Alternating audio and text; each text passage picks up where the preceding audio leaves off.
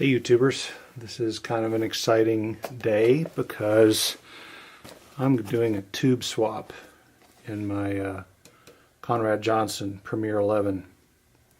I've had this amp for a month or two now, super happy with it. It's a beautiful, beautiful piece of hardware, sounds great. I've talked about it a bit in other videos.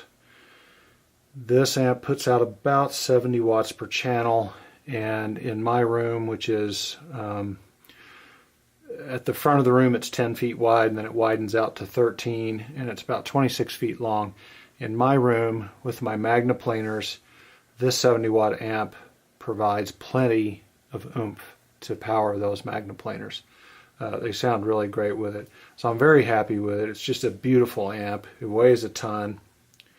What I'm doing here is the amp was set up to use 6550s. Those are the tubes that the amp is spec'd to work with. But I've been doing some reading and found that the KT120 tube seems as though it is compatible with this amp. And this tube is, I believe, going to give me a bit more bass performance from what I've read than the 6550, and supposedly about the same mid-range performance.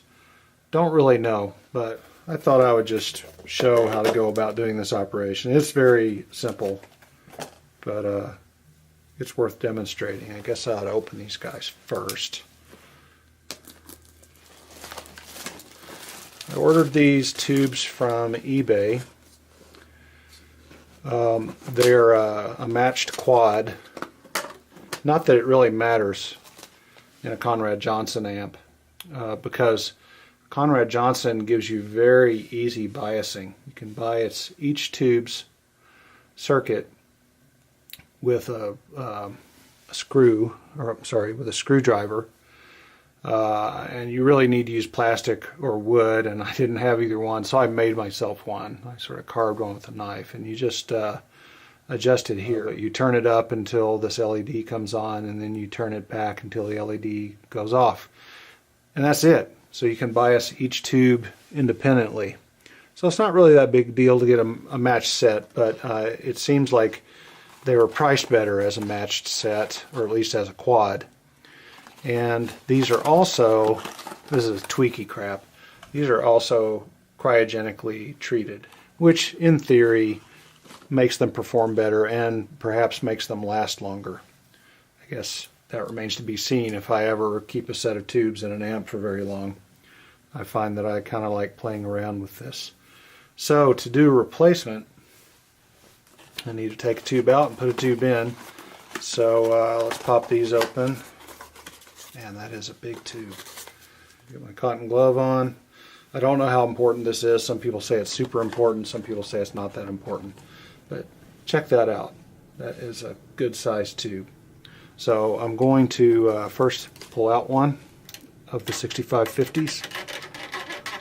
Just kind of rocking it around a little until it comes out. And I'll pull this guy out so you can see them next to each other. Significantly bigger tube, the KT120. So it's going to make the amp look like a real He-Man amp. Hopefully there's an effect on the sound, which is the whole reason to do this stuff. So here's this guy, and when you're putting these in, you need to match the key here. I don't know if you'll be able to see it. There's a little bit that sticks out there, and that has to fit into the socket just the right way to make sure you're getting the tube in the right direction. So to put it in, I'm going to rock it around a little bit. Doesn't feel like it's seating that well, so I'm going to pull it and put it back in. Usually they kind of snap in. That felt better. So that's one done. I'm going to do the others and then get this guy fired up. Now supposedly they need to break in for a while. I don't know if I buy into that. I kind of buy into it because tubes are not mechanical, but more mechanical than a transistor. So maybe I buy it a little bit. By the way, the tubes that I'm replacing are really actually pretty nice tubes. They're Svetlana Winged Sea tubes. So these are supposed to be really good. So we'll see if there's any real difference in the sound between these guys. So I'm just going to continue replacing these tubes, and then I'll be back when all the tubes are replaced. Okay, I've swapped all the tubes out, and I'll be putting the amp back into place. I'll turn it on and let it run for about 5 minutes, and then I'll do the bias adjustment, and I'll just go ahead and show how that's done. So, ready for the next step. Alright, it's the big moment. I forgot to mention that I unplugged the amp before I started the tube swap. So I'm going to plug it in, cross my fingers, turn it on, hope there's not an explosion or fire. I expect to have to rebias the amp, and I believe I'm going to have to turn the bias up due to the voltage required for these tubes being higher. And I probably got all of that wrong because I am no electricity/electronics expert. Anyway, here we go. Right, no fire.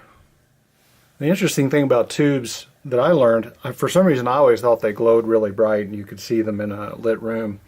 In actuality, you can't really. You can barely see the filament glowing on these tubes. To really see them glow, you need to have a dim room. And if you're doing photography like me and you're a freak and you like to do photography of this sort of thing, you need to do a time exposure. So turn the lights way down and then do a long exposure with your camera to capture all the light that comes off the tube, say over 15-20 seconds.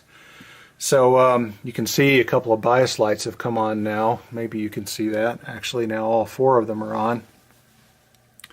So I'm just going to let it chill like this for a few minutes, and then I'll come and adjust the bias, and then I'm going to play the system, and once I've played the system for a half hour or so, then I'll check the bias again.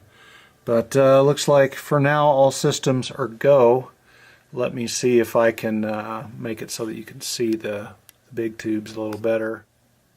So you might be able to see them glowing a little bit. You should be able to see their filaments glowing. But they're not bright like a light bulb or a Christmas tree light or anything even close to that.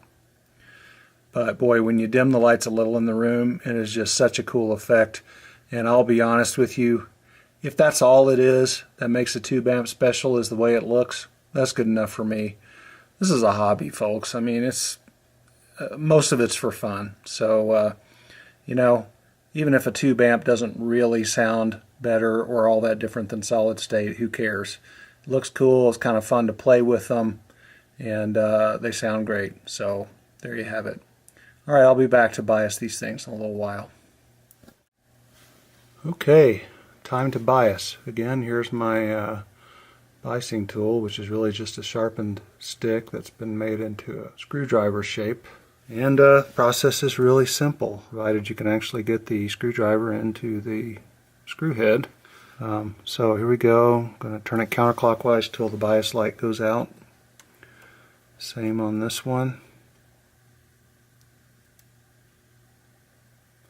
I thought I was going to have to turn the bias up, but I've noticed that when the amp is warming up, the lights tend to be on, and then they settle down after it's been on for a half hour. Maybe that's why you go back and rebias after that period. So you notice as I adjusted the bias on the other tubes, this one came back on, so you kind of do a little balancing. You don't have to obsess over this. So I'm going to go back and see if I have room to turn up a touch on these guys now.